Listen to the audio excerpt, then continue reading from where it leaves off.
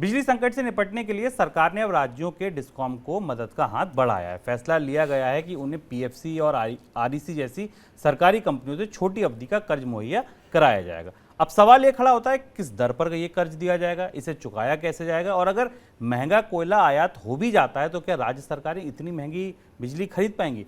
Sir, आपको क्या लगता है? बिजली संकट का तो हल नहीं निकलता दिख रहा है, लेकिन सरकार अपने ही फैसलों में फंसती जा रही है। हाँ, सरकार पूरे बिजली संकट को और लगातार हम इस पर विस्तार से मनी सेंट्रल में चर्चा कर रहे हैं, हमने इकोनॉमिका में भी चर्चा की। सरकार एक के बाद एक ऐसे फैसले कर रही है जिसमें उलझती जा रही है। मैं आपको एक उदाहरण यहाँ याद दिलाऊं शुभम, पिछले साल दिसंबर में बिजली मंत्रालय ने, केंद्रीय बिजली मंत्रालय ने देश के प्रमुख बैंकों को ये चिट्ठी लिखी थी और ये कहा था कि डिस्कॉम्स को कर्ज देने में बेहद सतर्कता बरती जाए।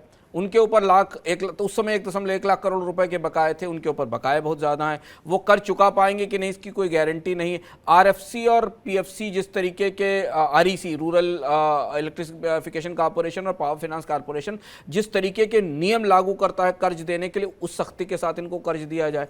और 6 महीने के भीतर सरकार उसी पावर फाइनेंस कॉर्पोरेशन और आरईसी से कह रही है कि बिजली घरों को जो ऑलमोस्ट बैंक्रप्सी की स्थिति में है, जो इंपोर्टेड कोल पर चलने वाले बिजली घर हैं जो उत्पादन नहीं कर पा रहे हैं, उन्हें सस्ते कर्ज दिए जाएं।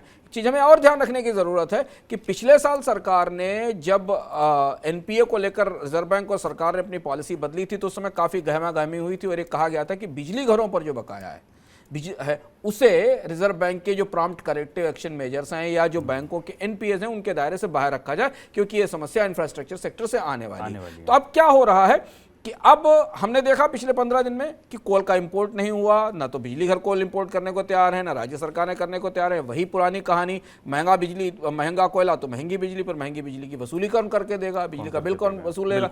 और ऐसी स्थिति में फिर उन्हें शॉर्ट टर्म डेट के लिए कहा जा रहा है, यानी एक और डेट साइकिल, एक और डेट क्राइसिस, कर्ज का एक और संकट बिजली क्षेत्र के भीतर प्रवेश करेगा अगर उन्हें इस बात के लिए फोर्स किया गया कि वो जाकर बैंकों से कर्ज लेकर और बिजली कोयला महंगा मंगाए और फिर सस्ती बिजली बेचे। तो समस्या जहां है उसका समाधान अभी फिलहाल नहीं दिखता। और अगर समाधान नहीं दिखता है तो ये जो बिजली के लंबे लंबे कट लग रहे हैं ये हमें लंबे समय तक झेलने पड़ सकते हैं। कम से कम ये गर्मी तो ऐसे ही संकट में गुजरने वाली है।